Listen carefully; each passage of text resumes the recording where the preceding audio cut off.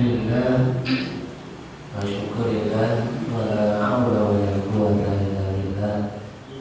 Asyhadu an la ilaha illallah wahdahu la syarika lah wa asyhadu anna Muhammadan abduhu wa rasuluhu la nabiyya ba'dah. Allahumma shalli wa sallim ala Muhammadin nabiyil karim wa ala alihi wa sahbihi ajma'in. Amma ba'du.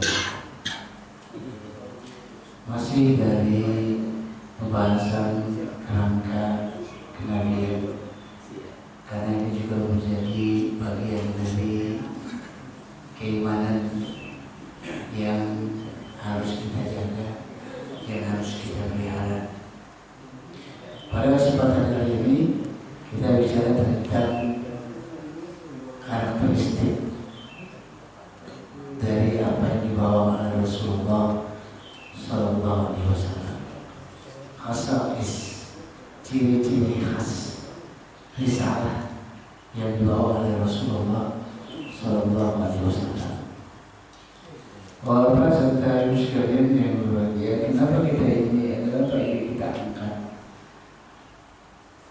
Kalau kita tahu persis tentang karakteristik khasa'is, ciri-ciri khas daripada dakwah Rasulullah SAW, maka mungkin nggak ada di benak kita terpikir untuk merekonstruksi ajaran Islam, merekomposisi ajaran Islam, mencoba menyesuaikan kembali ajaran Islam di dalam kehidupan kita.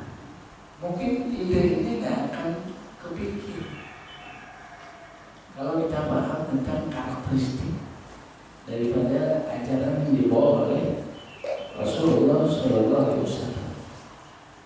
Maka ide menyesuaikan diri Islam dengan muatan lokal ini sebenarnya aneh. Ini sebenarnya asing. Nggak pernah ada dalam sejarah peradaban Islam dari mulai dia lahir sampai hari ini ide untuk menyesuaikan diri dengan muatan lokal. Ada kita menemukan dalam sejarah gerakan-gerakan Islam, kelompok-kelompok Islam, entah itu Mu'tazilah, entah itu Jabariyah, entah itu Qadariyah, entah itu Syiah. Tapi memang tidak pernah kebetik sama sekali untuk menyesuaikan diri dengan muatan lokal. Karena ini ide yang aneh. Kalau kita bicara tentang risalah Rasulullah Sallallahu Alaihi Wasallam, karena mari kita lihat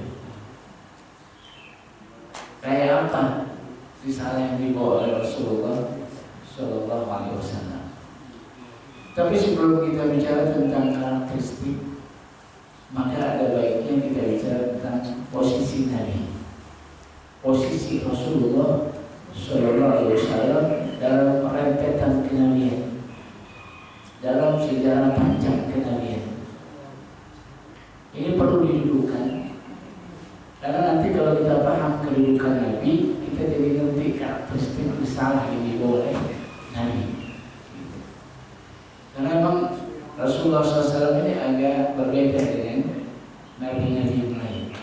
Karena mari kita lihat di mana posisi Rasulullah SAW dalam kerangka kenabian. Yang pertama, bahwa Rasulullah SAW adalah khataman nabi, dia penutup para nabi. Tidak ada nabi setelah Rasulullah SAW. Itu juga otomatis tidak ada Rasul setelah Rasulullah Sallallahu Alaihi Wasallam. Karena setiap Rasul pasti Nabi. Tidak semua Nabi adalah Rasul. Karena yang ditutup pintunya adalah pintu kenabian. Itu artinya juga otomatis tidak ada seorang Rasul setelah Rasulullah Sallallahu Alaihi Wasallam. Khataman Nabi, dia penutup para Nabi. Karena dari posisi penutup ini kita bisa lihat ada nilai-nilai strategis yang lain yang melengkapi posisi Rasulullah SAW. Ada yang kedua, musaddiqur risalah, musaddiqur rasul, musaddiqul anbiya. Dia juga membenarkan semua para nabi dan para rasul sebelum Rasulullah SAW. Bahwa Ibrahim adalah nabi, bahwa Nabi Musa adalah nabi, bahwa Nabi Isa juga adalah nabi. Kullun amana billahi wa malaikatihi wa kutubihi wa rusulihi la nufarriqu baina ahadin min rusulihi. Jadi konsekuensi yang kedua, karena dia adalah penutup para nabi, dia membenarkan semua nabi-nabi sebelumnya. Maka umat Muhammad adalah umat yang mempercayai semua para nabi, semua para rasul yang diutus oleh Allah Subhanahu wa Ta'ala. Dia adalah para nabi Allah, dia para utusan Allah, termasuk Nabi Musa, termasuk Nabi Isa. Begitu juga kitab-kitab yang dibawanya. Dia juga merupakan kitab-kitab dari Allah, entah itu Zabur, entah itu Taurat, entah itu Injil, semuanya adalah kitab Allah, diturunkan oleh Allah Subhanahu wa Ta'ala semua para nabi. Jadi kalau kita lihat di sini bedanya kita sama Nasrani sebenarnya tipis. Dia sampai Nabi Isa, kita sampai Nabi Muhammad. Tipis, kenanya ahli kitab. Ini memang agak spesial dalam pandangan kaum muslimin. Kenapa? Karena bedanya tipis. Sehingga dalam Al-Quran Allah Subhanahu wa Ta'ala mengungkap dengan bahasa yang kooperatif. Ya ahlal kitab, ta'alau ila kalimatin sawa. Hei ahli kitab, sini duduk bareng-bareng. Kita samain kalimat yang sama antara kami dengan kamu. Sama, tipis banget bedanya. Dia beriman sampai Nabi Isa, kita beriman sampai Nabi Muhammad SAW. Karena sebenarnya mungkin, amat sangat mungkin untuk duduk bareng sehingga mereka bisa beriman dengan apa yang dibawa oleh Rasulullah SAW. Ketimbang orang-orang musyrik, nggak ada irisannya, nggak ada titik temunya. Karena dalam Al-Quran orang kafir itu dibagi jadi dua. Dalam Islam orang kafir itu dibagi menjadi dua. Sikap kita berbeda dalam sikapi dua kelompok kekafiran. Yang pertama adalah orang kafir min ahli kitab, orang kafir dari ahli kitab. Dan yang kedua orang kafir minal musyrikin, orang kafir dari orang-orang musyrik. Sehingga dalam satu ayat Allah Subhanahu wa Ta'ala berfirman, lam yakunil ladzina kafaru min ahli kitab wal musyrikin munfaqina hatta yaqumul bayyinah. Jadi Allah Subhanahu wa Ta'ala bedain antara orang kafir ahli kitab dengan orang kafir musyrikin. Yang di zaman Nabi orang-orang kafir ahli kitabnya adalah yang diwakili oleh orang Romawi, dan orang-orang kafir minal musyrikin yang diwakili oleh orang-orang Arab Jahiliyah dan Persia sebagai pihak kemusyrikan waktu itu. Yang satu sama-sama, yang dua-duanya sama-sama kafir, cuma yang satu ada sentuhan rohani, yaitu ahli kitab. Karena memang jadi tipis betul perbedaan kita dengan orang-orang Nasrani. Kalau bukan karena kedengkian yang ada dalam hati para pemimpin mereka, maka niscaya mereka sebenarnya menerima apa yang dibawa oleh Rasulullah SAW. Apalagi kalau kita lihat dalam Al-Quran, Allah Subhanahu wa Ta'ala banyak mengoreksi apa yang menjadi penyimpangan orang-orang Nasrani. Salah satunya adalah ketika Allah berfirman, laqad kafara alladziina qalu inna Allaha thalithu tsalatsa. Sesungguhnya telah kafir orang yang berkata bahwa Allah itu satu dari yang tiga dari yang satu. Jadi konsep trinitas saja sudah dibedah oleh Allah Subhanahu wa Ta'ala Al-Quran untuk mengoreksi ajaran orang-orang Nasrani.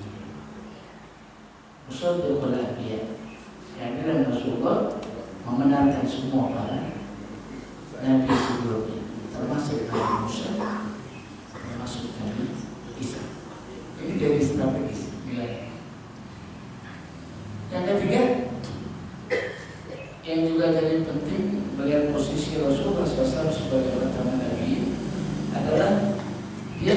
urusannya.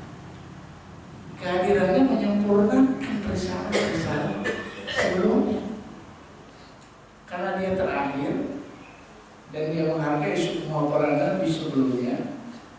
Kehadiran jadi strategis karena dia penutup. Dia penutup nabi, dia juga penutup risalah. Karena posisinya sebagai mukabbil risalah. Dia menyempurnakan risalah yang dibawa oleh Allah Subhanahu wa Ta'ala, yang diturunkan oleh Allah Subhanahu wa Ta'ala. Inilah ketika Allah Subhanahu wa Ta'ala berfirman dalam satu ayatnya, "Al-yawma akmaltu lakum dinakum." Sungguh hari ini aku sudah sempurnakan agama bagi kamu. Sudah titik. Karena dia adalah penutup para nabi, dia juga menutup risalah. Karena yang kehadirannya menyempurnakan risalah. Jika dalam satu riwayat Rasulullah SAW sampai menggambarkan posisi Nabi itu seperti satu batu bata, seperti satu batu bata dari bangunan yang besar. Ada bangunan besar, indah, hebat, kuat. Cuma ada satu bata yang kosong. Kata Rasulullah, akulah satu bata itu, sehingga menyempurnakan seluruh bangunan. Ini posisi penting dari khataman Nabi. Karena dia penutup Nabi, dia hargai semua Nabi yang lain, dia sempurnakan risalahnya. Karena dia bukan diutus untuk sekedar satu kaum, untuk orang Arab doang, enggak. Dia penutup para nabi, risalahnya sempurna. Karena dia diperuntukkan untuk kafatan linnas, untuk semua manusia. Ini strategis benar. Wa ma arsalnaka illa kafatan linnas, dan tidaklah aku utus kamu ya Muhammad kecuali untuk seluruh manusia, yang di timur, yang di barat, yang di utara, yang di selatan. Semenjak Rasulullah SAW lahir sampai hari kiamat, dia adalah umat Muhammad. Semua yang lahir di zaman Rasulullah SAW sampai hari kiamat, dia adalah umat Muhammad. Imma dia kafir, imma dia beriman. Mau beriman ke, mau kafir ke, orang yang lahir ketika Rasulullah SAW diutus sebagai Nabi, maka dia jadi umat Muhammad. Baik di timur, mau di barat, mau di selatan, mau di utara. Itu umat Muhammad.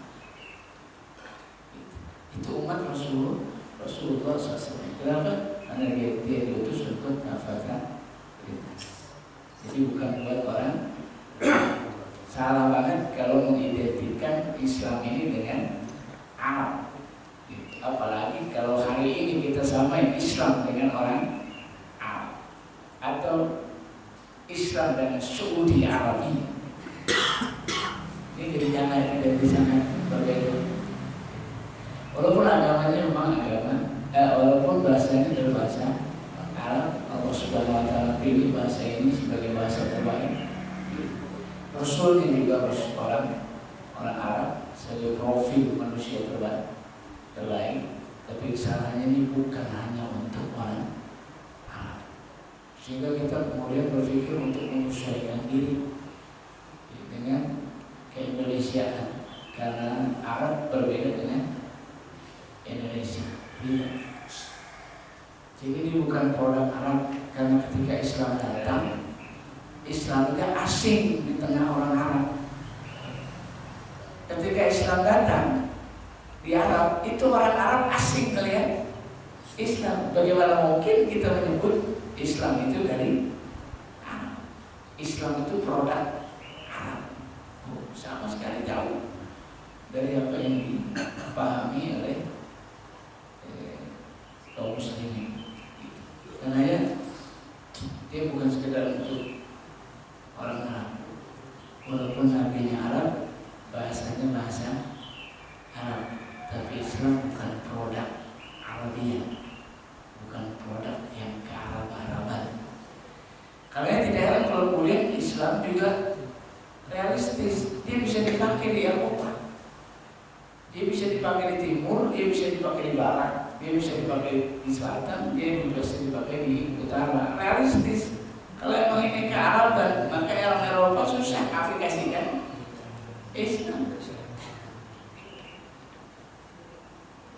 750 tahun menguasai dunia, tembus ke Eropa. Islam berjaya, teraplikasi secara total aplikasi Islam dalam kehidupan masyarakat Muslim, baik di timur ataupun di barat. Karena di barat punya kekuasaan Islam, namanya Cordoba, Spanyol. Itu kekuatan Islam di Eropa, eksis Islam ya. Kalau ini ke Arab-Araban rasanya susah orang Arab untuk mengaplikasikan, orang Eropa untuk mengaplikasikan Islam. Tapi sudah terbukti 250 tahun lebih Islam bisa dipakai oleh seluruh umat manusia di dunia ini.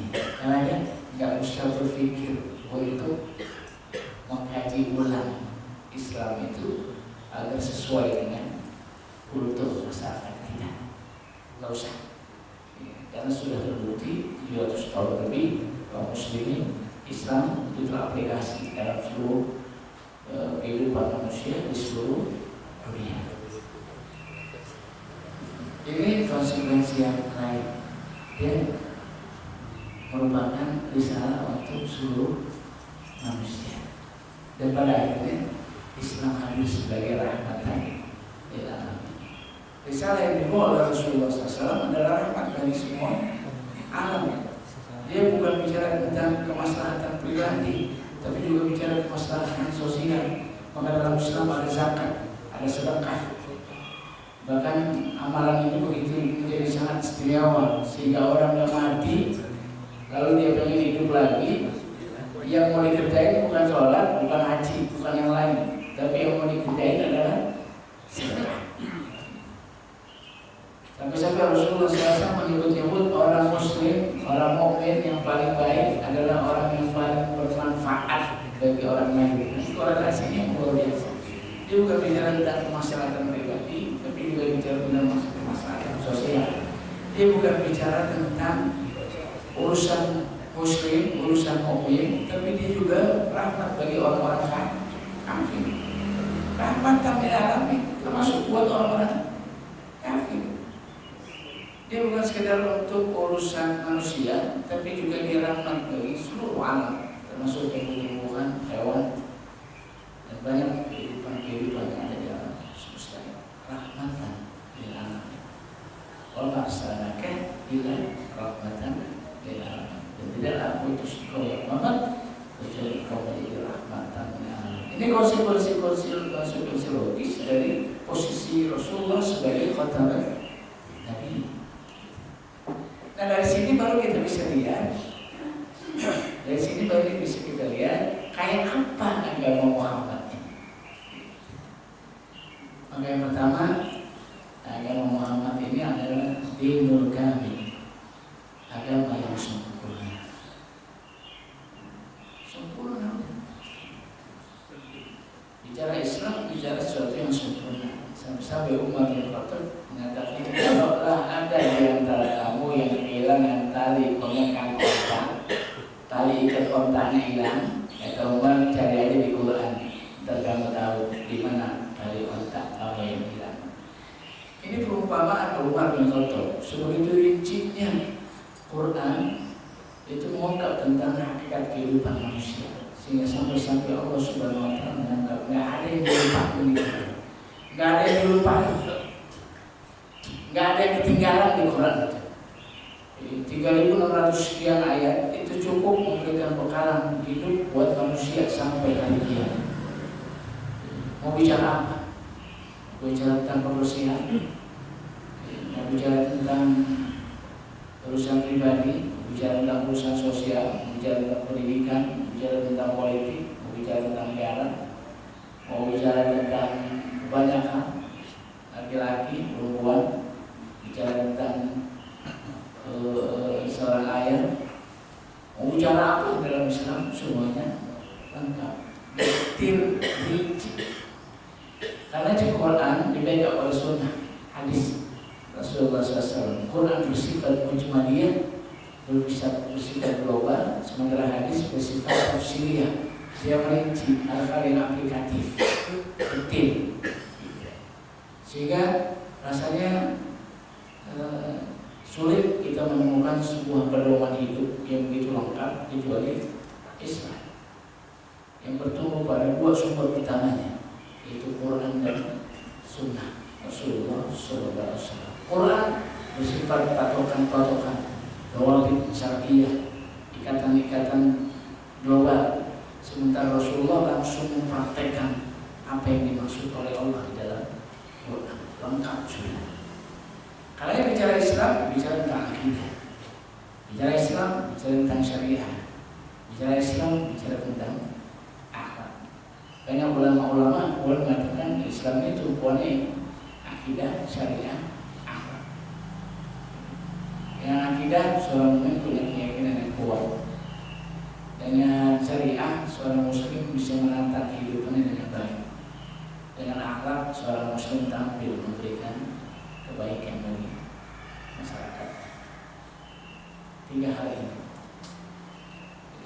Karena dengan tiga hal ini, Islam akan terus hidup dan tidak pernah akan mati. Akidah ini thabitah, karakternya. Dia kokoh, nggak berubah. Dari zaman Nabi sampai terus hari kiamat, yang urusan akidah ini nggak pernah berubah. Orang menyebutnya dengan thabitah, bahwa Allah itu satu, tidak ada dua. Ini mutlak, nggak berubah. Dulu Allah nggak punya anak, sekarang juga nggak punya anak. Jangan kemudian dulu punya anak, dulu nggak punya anak, sekarang itu punya anak, nggak ada. Thabitah, urusan akidah ini mutlak, tetap dia, nggak pernah berubah. La ilaha illallah, itu karakternya. Tapi bicara syariah, itu ada yang thabitah, ada yang murunah. Ada yang thabitah, ada yang thabit, ada yang nggak berubah, tetap dia. Ada yang murunah, ada yang elastis, menyesuaikan realita kehidupan suruh zaman. Sholat itu 5 waktu, nggak pernah berubah. Adatnya kaki, adatnya kiblat, nggak pernah berubah. Nggak pernah kemudian beberapa tahun kemudian terus kita kiblatnya berubah, atau rakaat subuh jadi 4 rakaat. Nggak ada, ini thabitah.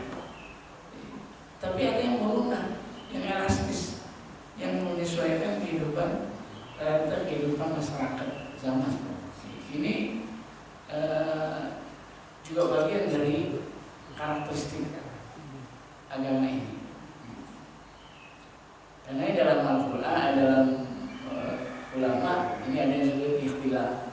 Kenapa? Karena karakternya memungkinkan terjadi perbedaan di tengah-tengah umat. Ini disebut dengan murunah, elastis. Jangan dipaksain, harus sama, nggak bisa.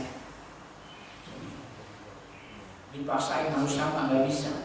Yang murunahnya nggak bisa disamain, harus mutlak, harus sama. Tapi tetap harus punya pijakan ulama. Takbir, ada yang begini, ada yang begini, ada yang begini, ada yang begini. Itu satu hal yang nggak bisa dipaksakan. Tahiyat, ada yang goyang-goyang, ada yang nggak goyang-goyang. Itu satu hal yang nggak bisa dipaksakan. Saya pakai baju begini, ada yang baru pakai baju kaos, ada bapak pakai baju itu. Ini satu hal yang murah. Yang penting menutup aurat. Itu dalam Islam dihargai itu sebagai sebuah perbedaan yang dilakukan dalam kehidupan beragama. Kita murah. Dalam ibadah ada yang sabitah, saya katakan sholat subuh 2 rakaat dari dulu sampai sekarang, terus sampai hari kiamat dia 2 rakaat, nggak jadi 4 rakaat. Karena pernah Khalid Al-Walid bin As, seorang gubernur Basrah di zaman Utsman bin Affan, dia pernah sholat subuh 4 rakaat. Dia imam sholat subuh 4 rakaat. Begitu dia balik badan, dia nanya, kenapa? Bingung ya? Ngomong apa jamaahnya? Ini gubernur di zaman Utsman. Dia masih kerabat Utsman bin Affan. Dia diangkat gantiin sahabat Amr bin As. Ketika dia sholat subuh, sholatnya 4 rakaat. Jamaah pada bingung, kok 4 subuh 4 rakaat? Dia saya sholat rakaat 4, saya sholat subuh 4 rakaat. Ente mau aneh tambah lebih dari 4 rakaat. Gini, gitu kata buat ini model pejabat Biniman Usman. Dan ternyata Al-Walid ini juga paling senang minum khamar. Karena ya waktu sholat subuh itu dia lagi mabuk, sehingga sholat subuhnya 4 rakaat. Jadi ini nggak pernah jadi istimewa ulama. Oh pernah sholat subuh 4 rakaat? Kagak. Sholat subuh 2 rakaat. Ini yang disebut dengan sabita. Ada yang sabita nggak pernah berubah. Tapi dalam syariat ada yang berubah, ada yang elastis. Nggak ada air boleh pakai debu, ya. Nggak ada air nih boleh pakai debu. Itu elastis. Daging babi begitu haramnya, tapi kalau darurat boleh. Itu elastis. Tapi ada yang bertabita, tapi juga ada yang boleh. Di sini kemudian Islam jadi teraplikasi dalam kehidupan. Karena akhlak sebagai simbol kontribusi Islam terhadap kehidupan bermasyarakat. Sampai-sampai Rasul mengatakan akmalul mu'minin imanan ahsanuhu khuluqan. Orang mukmin yang paling bagus imannya itu yang paling bagus akhlaknya. Orang mukmin yang paling bagus imannya itu yang paling bagus akhlaknya. Dan orang yang paling bagus akhlaknya kata Nabi adalah orang yang paling bagus sikapnya terhadap anak dan istrinya. Maka Rasulullah mengatakan akulah yang paling baik sikapnya terhadap anak dan istriku.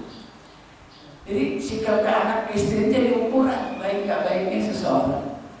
Kenapa? Karena anak dan istri itu orang paling dekat. Jadi kalau orang paling dekat itu gak baik, apalagi sama orang yang jauh. Jadi realistis juga kalau Rasulullah SAW mengatakan orang mukmin yang paling bagus imannya adalah paling bagus akhlaknya, dan orang yang paling bagus akhlaknya adalah orang yang paling bagus sikapnya terhadap anak dan istri. Jadi buah dari agama ini pada akhirnya akhlak. Itu didulukannya. Agama ini sempurna menata seluruh kehidupan manusia, dari mulai urusan bersih-bersih, istinja, bersuci, sampai mengurus khilafah, mengurus negara. Itu lengkap, rinci, teraplikasi, dan sudah teruji 750 tahun dipakai oleh umat manusia di dunia ini. Itu yang pertama, dinul kamil. Yang kedua, dia merupakan dinul nikmat. Dia agama nikmat, datangnya sebagai nikmat. Nikmat buat semua. Secara pribadi, dia nikmat buat akal kita. Akal kita ini dilepas meninggal lupa. Nggak ada pengekanan buat akal. Kenapa? Karena agama ini sesuai dengan akal. Nggak ada yang kontroversi, nggak ada yang bertentangan dengan akal sehat. Gitu. Nggak seperti orang-orang Yahudi, nggak seperti orang-orang Nasrani yang pernah mendebatkan akal sehat dengan agamanya, sehingga sampai seorang pendeta harus dihukum mati karena pendapat yang berbeda dengan kita. Islam ini sesuai dengan dia jadi nikmat rahmat bagi akal, sehingga akal dalam Islam itu di potensi akal ini dimaksimalkan sehingga karena tidak heran kemudian dalam Islam muncul banyak ilmuwan, doktoral, astronomi, dan banyak sisi-sisi kehidupan manusia itu dibangun lahir dari tokoh-tokoh ilmuwan di dalam Islam. Kenapa? Karena Islam lahir sebagai nikmat, khususnya buat pribadi akal. Yang kedua, dia nikmat bagi ruhiyahnya. Ruhiyahnya seorang muslim juga dapat nikmat dengan Islam. Kenapa? Karena terkemas ruhiyahnya itu sedemikian rupa. Dari mulai tujuannya kemana sampai cara-cara untuk membina ruhiyah kayak apa, hal-hal yang dibenci, hal-hal yang disenangi, semuanya tercover dengan baik untuk ruhiyah seorang muslim. Dan aspek jasadi, secara jasadi Islam juga ada sebagai nikmat. Kenapa? Jasad kita dimanjakan. jasad kita diurus, jasad kita dirawat sedemikian rupa. Karena Rasulullah SAW mengatakan, ajarkan anak-anak kamu berenang dari kecil. Itu aspek jasad sudah dibangun sedemikian rupa oleh Islam.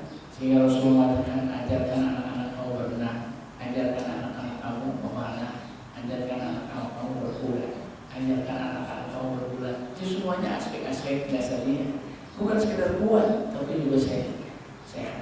Sehingga Rasulullah SAW makan juga teratur, tertib dengan cara-cara yang rinci, detail. Nabi kalau makan selalu pakai tangan kanan, nggak pernah berdiri, duduk. Dan khas dari Nabi nggak pernah makan di meja makan. Nabi nggak pernah makan enak. Nabi nggak pernah makan meja makan.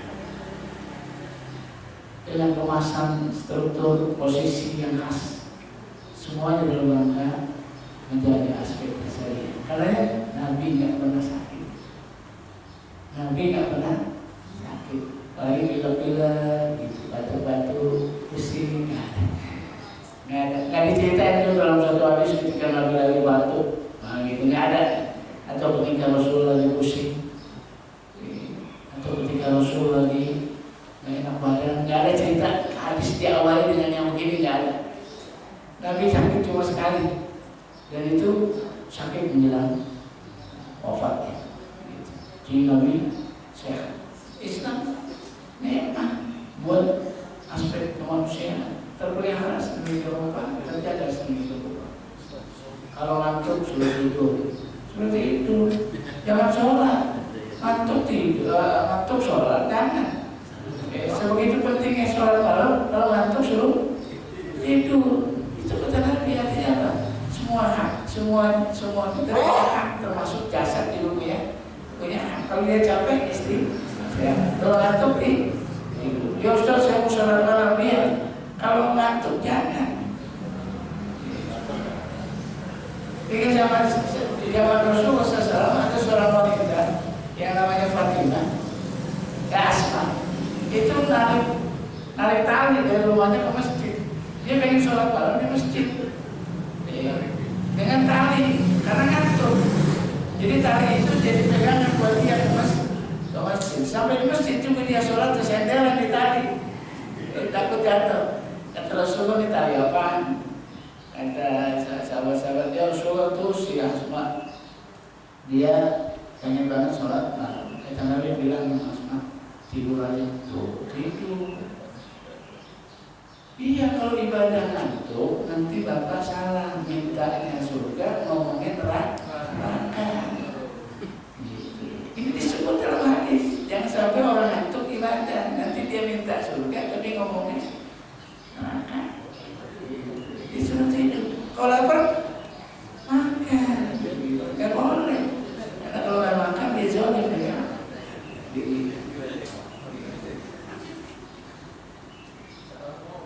Kalau sakit bro, cari obatnya. Dan ini disyaratkan oleh Rasulullah. Setiap penyakit ada obatnya, kecuali mati.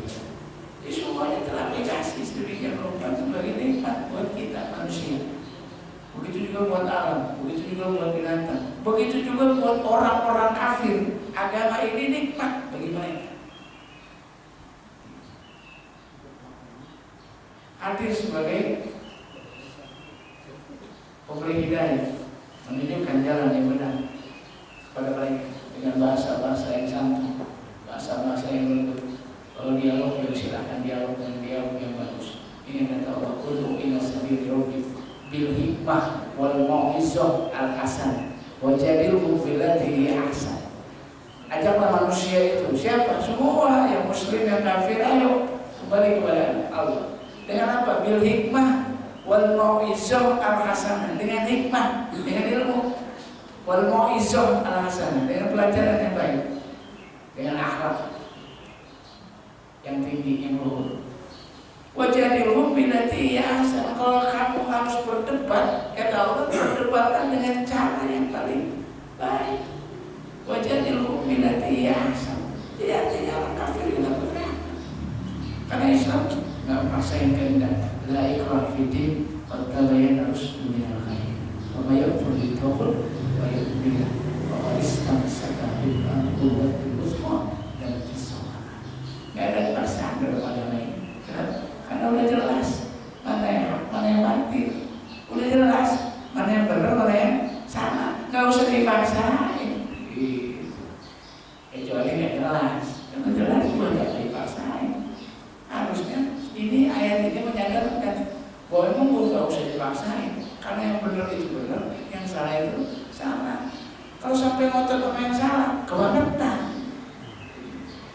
Gak usah dipaksain. Kalau dia pakai nurani, kalau dia pakai hati kecil, kalau dia pakai pikiran, maka dia akan menerima Islam. Gak usah dipaksain. La ikraha fiddin qad tabayyana rusdu minal ghayy. Rusdunya jelas, ghayynya jelas. Yang benar itu jelas, yang salah juga jelas. Jelas semua. Kalau udah jelas, gak usah dipaksain. Kalau masih juga berada dalam kesalahan, kebangetan. Kebangetan. Karena yang salah, yang benar udah jelas, yang salah udah jelas. Dia malah ngambil yang salah. Apa kira-kira bahasa kita? Kebangetan. Makanya gak usah dipaksain. Itu bahasa santun.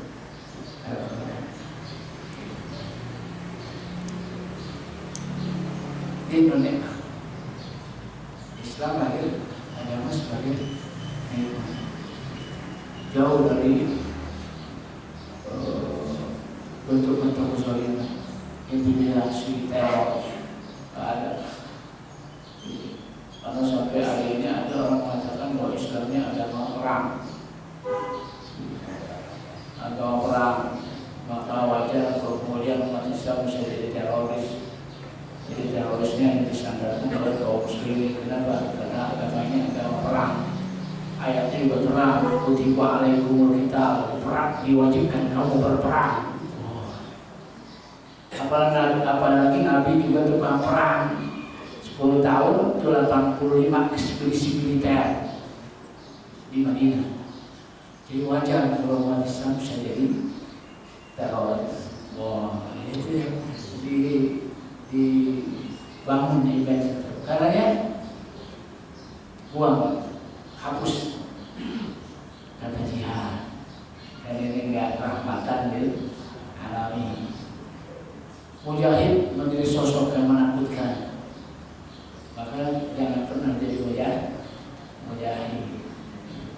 Khilafah sesuatu yang dipaksakan.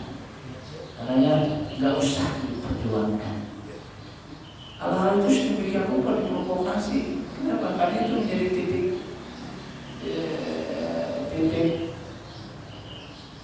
yang paling mungkin diprovokasi oleh musuh-musuh Islam. Padahal ini jauh dari realita. Rasulullah SAW melakukan perang dalam rangka dakwah. Tidak pernah Rasulullah perang kecuali pasti diawali dengan dakwah. Perangnya juga konstruktif, nggak merusak, nggak hancurin, bukan membunuh hanguskan seperti orang-orang kafir membunuh hanguskan Cordoba.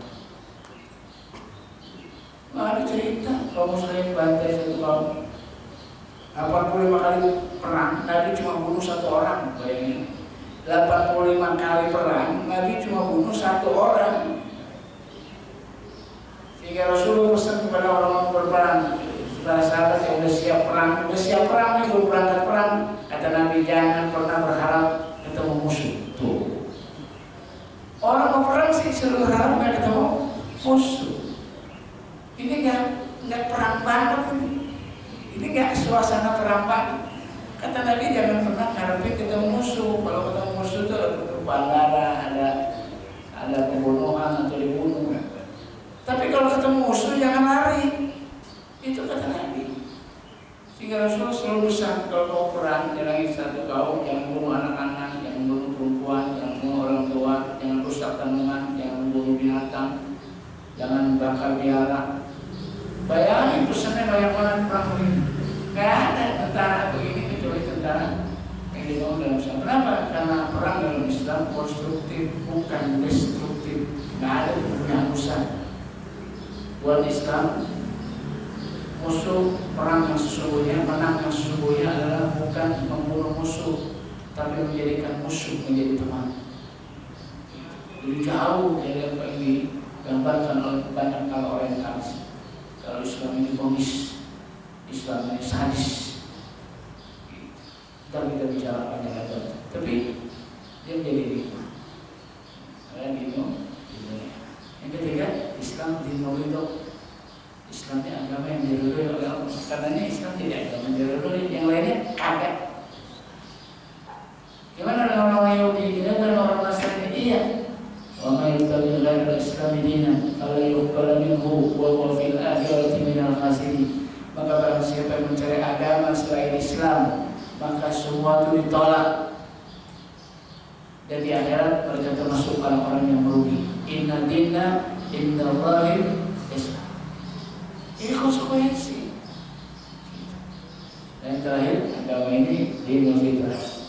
Agama ini pada hakikatnya menjaga nilai-nilai fitrah yang dimiliki oleh manusia, menjadikan manusia sebagai manusia, tidak menjadikan manusia sebagai malaikat, tidak menjadi manusia sebagai setan, dan menjadikan manusia sebagai manusia. Itu Islam.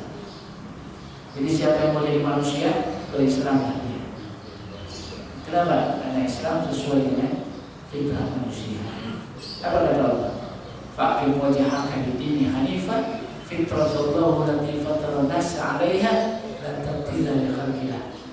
Dzalika dinul qayyim walakin aktsarun nasi la ya'lamun. Kata Allah Subhanahu wa taala, hadapkanlah wajah kamu ke agama yang fitrah ini, agama yang hanif, agama Islam ini. Di mana Allah menciptakan agama ini sesuai dengan fitrah manusia. Jadi kalau mau menjaga fitrah manusia, mau jadi manusia yang sesungguhnya, nggak ada agama lain kecuali Islam. Menjadikan manusia sebagai manusia seutuhnya. Ini karakteristik dari risalah yang dibawa oleh Rasulullah SAW. Silakan kalau ada yang mau sharing, mau berbagi tema kesempatan ini, saya persilakan. Sudah jam lewat. Silakan, baik.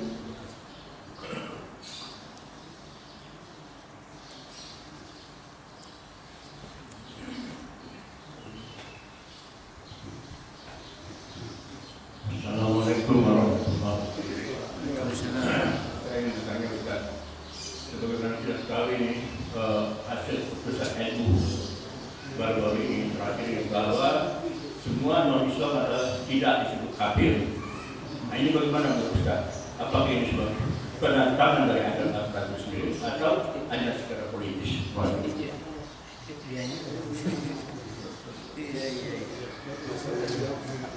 Silakan kalau ada yang mau sekalian. Assalamualaikum warahmatullahi wabarakatuh.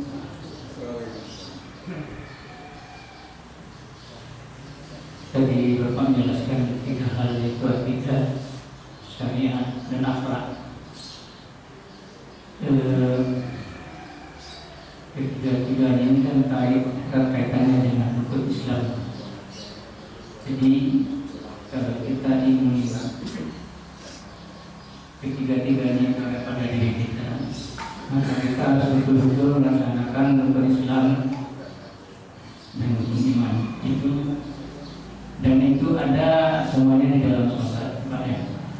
Karena kalau kita teliti secara mendalam, sholat itu semuanya ada kaitannya dengan kehidupan kita.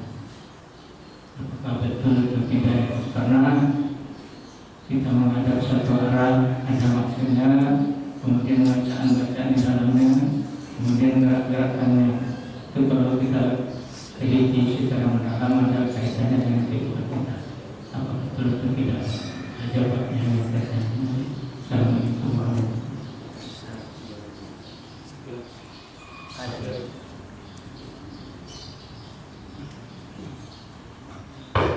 Assalamualaikum warahmatullahi wabarakatuh. Saya mau menanya tadi yang dijelaskan mengenai hubungan aturan elastis kaitannya dengan adanya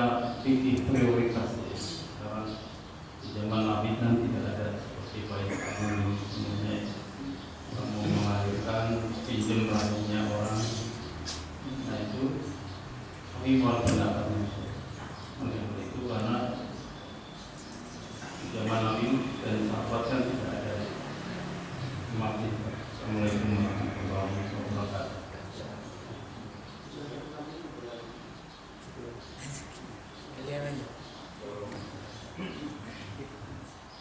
Assalamualaikum warahmatullahi wabarakatuh. Ustaz tadi dijelaskan bahwa dan kita ketahui bahwa Nabi Muhammad SAW dalam perbuatan Nabi bentuk kemudian mendapat tugas untuk menyampaikan salah itu untuk semua golongan, untuk semua siapa saja. Sedangkan nabi-nabi sebelumnya itu mereka mendapat utusan itu hanya untuk golongan tertentu. Kemudian bagaimana golongan-golongan yang lain? Bismillahirrahmanirrahim. Orang-orang musyrik, orang kafir. Ya, disebabkan kafir. Tapi sekarang tidak semua kafir lagi. Itu tidak boleh kafir. Nggak usah dijelasin kalau dia. Karena Allah Subhanahu Wa Taala terang-terang menyebut kafir. Jadi kalau Allah menyebut kafir, masa kita nggak nyebut kafir? Gitu. Allah sendiri menyebut kafir. Tadi saya katakan laqad kafara alladziina qalu inna Allaha thalithu tsalatsa. Sesungguhnya telah kafirlah. Kafir siapa? Orang yang menyebut Allah itu satu dari yang tiga, tiga dari yang satu. Siapa? Konsep apa itu? Konsep Trinitas. Siapa Trinitas itu? Orang Nasrani. Kafir, kafir. Lam yakunil ladzina kafaru min ahlil kitabi wal musyrikina munfakina. Bahasanya udah lugas. Orang kafir itu ada dua, disebut pada dirinci detail. Orang kafir min ahlil kitab, min ahlil minal musyrikin. Orang Yahudi kafir nggak kafir, orang Nasrani nggak kafir, kafir. Baik banget ya Ustaz, kafir. Kafir itu kafir. Orang-orang musyrik kafir, kafir. Jadi kalau Allah menyebut kafir, masa kita lanjut? Kafir. Jangan yang kafir terang-terang kafir. Yang orang musyrik ngaku-ngaku musyrik aja, perilakunya kafir disebut kafir. Wa man lam yahkum bima anzalallahu faulaika humul kafirun. Siapa yang tidak berhukum dengan hukum Allah, maka dia kafir. Kafir disebut kafir.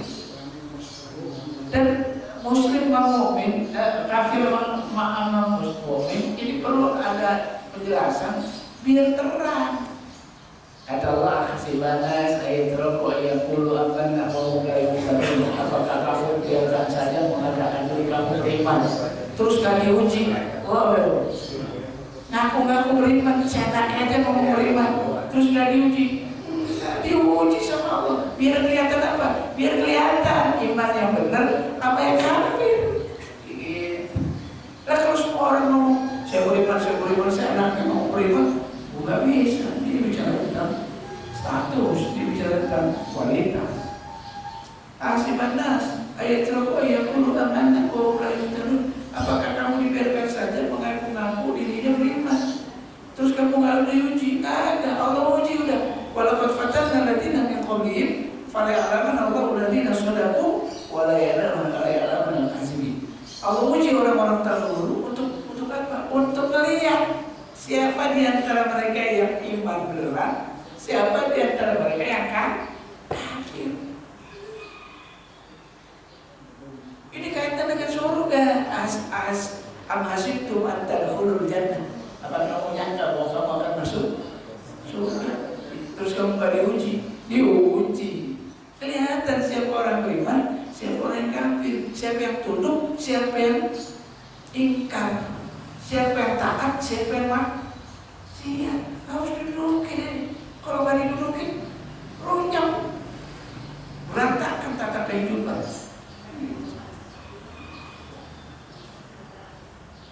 Jadi udah diapain aja. Saya di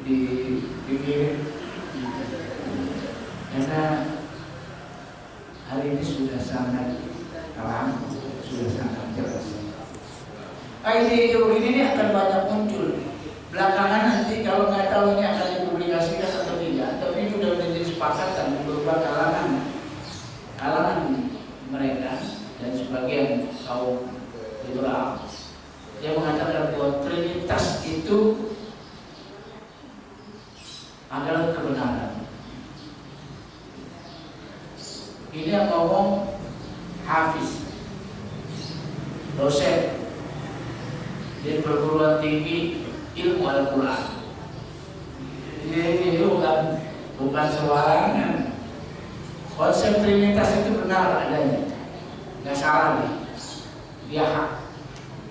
Nggak tahu ini kapan dipublikasikan, tapi ini sudah disuarakan oleh sebagian para ulama-ulama kita. Jadi ide-ide ini akan terus dilontarkan untuk menimbulkan kerancuan, untuk menimbulkan keraguan, untuk melahirkan kebingungan hingga kaum muslimin tidak menyampaikan. Jadi saya pikir ini juga setelah yang kedua kaitan dengan sholat. Iya, sholat ini bukan sekedar kita datang ke rukuk sujud pada Allah terus selesai, bukan. Sholat ini pada akhirnya tanha anil fahsya'i wal munkar. Gimana sholat itu bisa mencegah kita dari berbuat keji dan munkar. Jadi kalau sholat kita ternyata nggak bikin kita jadi lebih baik, maka Allah nggak butuh sholat kita. Terus terang, sholat itu buat kita. Allah kita mau sembah, Allah nggak disembah, Allah melihat tanpa kita sembah. Walau semua orang di muka bumi ini nggak nyembah Allah, Allah tetap aja mulia. Gitu. Jadi sholat itu buat kita. Karena ada banyak pelajar-pelajar dalam sholat. Pertama, pilih imam. Pilih imam. Dalam kehidupan harus ada pemimpin. Karena setiap kita pada akhirnya pemimpin. Gitu. Berkeluarga juga harus ada pemimpin. Dan dihargai pemimpin itu. Suami pemimpin bagi istri dan anak. Itu simbol. Di warga ada RT, ada RW, sampai ada pemimpin negeri. Ada pemimpin itu semua kebetulan dan harus dihargai. Gitu. Kalau nggak ada kepemimpinan, berantakan yang lain. Terus yang kedua, suruh baris bersab-sab, rapi, tertib. Apa aja harus tertib. Kalau nggak pakai tertib, berantakan. Kendaraan aja di jalanan kalau nggak tertib, macetnya lebih parah daripada nggak tertib. Sehingga di Australia itu ngajarin anak-anak matematika itu 3 bulan selesai anak itu bisa pintar matematika. Tapi untuk ngajarin tertib berkendaraan 2 tahun 2 tahun belajar untuk tertib di lalu lintas itu, untuk jadi orang-orang tertib di lalu lintas di Australia itu perlu waktu 2 tahun. Sebenarnya matematika 3 bulan selesai. Tapi apa ini bicara mentalitas, dan Islam ngajarin kita tertib. Yang udah di depan jangan suruh belakang, nggak boleh. Datang duluan di depan, siapapun dia duduk di depan, dan itu syarat utama. Begitu mau sholat, imam udah bilang rapatkan dan teruskan sah. Itu kita peduli langsung, lihat kanan lihat kiri. Kepedulian dibangun di sholat. Jadi kalau ada orang sholat nggak peduli, kebangetan. Harusnya peduli dia. Ini baru sholat sama-sama satu masjid, sama-sama ruku, sama-sama sujud. Tapi negor kagak, salam kagak. Gimana bertetangga? Sama-sama di masjid, ruku bareng, sujud bareng. Nggak mau negor, nggak mau salam. Gimana bertetangga? Kata Rasulullah, maka dari ini kebilah boleh lagi paling jauh. Siapa yang beriman sama Allah dan Rasul, maka dia hormati tetangga. Itu maknanya dalam banget pedulian dengan kanan kiri. Belontar untuk salam, gerakan sholat semuanya itu kita pilih menjadi seorang muslim yang bisa beri manfaat banyak orang. Jadi pada akhirnya sholat harus bisa mencegah kita dari berbuat keji dan memang itu pesan. Yang ketiga, kaitan yang fikih prioritas. Ini memang perlu seorang ulama istighfar, bukan semua orang yang enak ngomong, semuanya ngomong nggak bisa. Kenapa? Ini perlu orang alim. Gitu. Ini yang kemudian disyaratkan oleh Rasulullah bahwa setiap zaman, setiap 100 tahun itu ada mustahil. Islam kontemporer, Islam yang bisa menjawab tantangan zaman. Ini pasti ada ulamanya. Kenapa? Karena realita kehidupan kita beda dengan kehidupan zaman Rasulullah SAW. Secara normatif, secara standar sama. Karena ada yang tabitah, ada yang tabitah. Tapi nanti ada realita kehidupan di kita yang gak sama dengan Nabi. Disitulah diperlukan corona.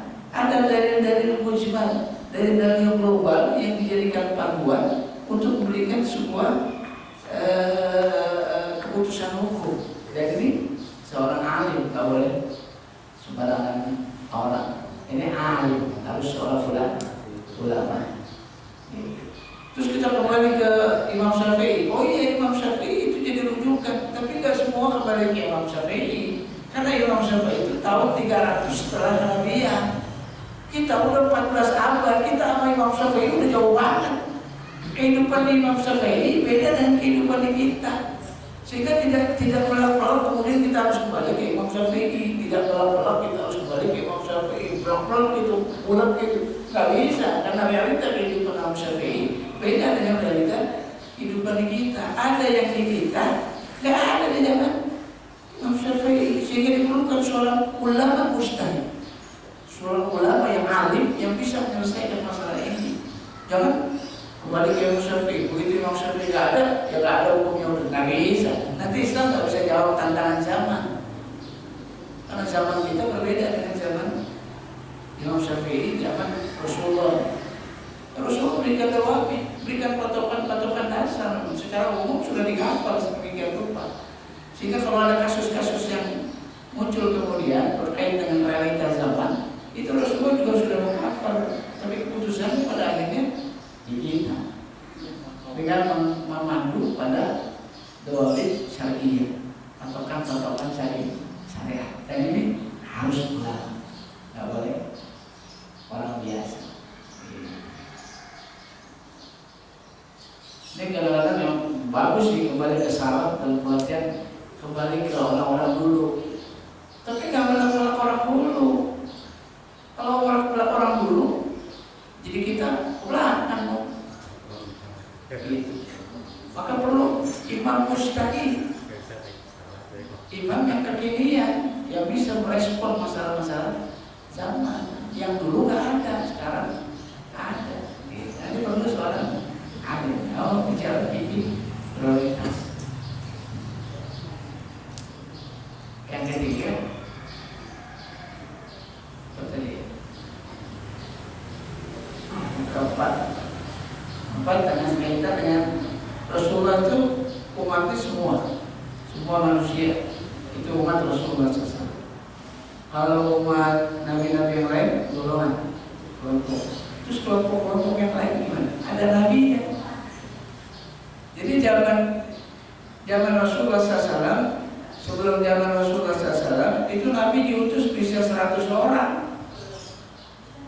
Di sana ada nabinya, di sana ada nabinya, di sana ada nabinya. Masing-masing ngasuh umat yang dalam waktu yang bersama. Bisa. Sehingga Rasulullah pernah bersabda, Bani Israel pernah bunuh Nabi sehari 100 orang. Bukan 1 orang, 100 orang dibunuh oleh Bani Israel selama satu hari bunuh 100 orang Nabi, itu Bani Israel. Artinya Nabi diutus banyak. Umat ini ada nabinya, umat ini ada nabinya, umat ini ada nabinya. Jadi semua umat yang ada nabinya. Kapan satu waktu? Tidak, dalam waktu yang bersama. Apa Buddha itu nabi? Apa itu Konghucu itu nabi? Apa itu para nabi? Nggak tahu. Bisa jadi nabi, bisa jadi bukan. Gitu. Kenapa? Karena nggak ada dalil syar'i yang mewajibkannya. Karena nggak ada kewajiban kita untuk meyakini bahwa Buddha adalah nabi, Konghucu adalah nabi. Nggak ada dalil syar'i. Tapi bisa nggak dia nabi? Bisa jadi dia nabi. Bisa jadi waktu itu dia nabi. Tapi setelah datangnya Rasulullah, semua ajaran para nabi batal. Semuanya harus ngacu semua oleh Rasulullah Sallallahu Alaihi Wasallam. Jadi kalau dia ngaku budak atau nabi budak dulu, sekarang udah nggak boleh lagi dia kafir. Kalau Konghucu itu nabi benar-benar nabi dulu, sekarang udah nggak ada jenis lagi. Maka semua yang percaya Konghucu harusnya kembali ke Islam, agama Rasulullah Sallallahu Alaihi Wasallam. Jadi kalau ditanya golongan-golongan lain gimana? Iya, semua golongan ada nabi. Walaupun ba'athna fi kulli ummatin rasulan. Tidak ada satu umat kecuali pasti ada nabi. Tidak ada satu umat kecuali pasti ada rasul yang ngajak mereka untuk beriman kepada Allah SWT. Jadi kalau di sana ada nabi, jadi di Indonesia itu ada nabi.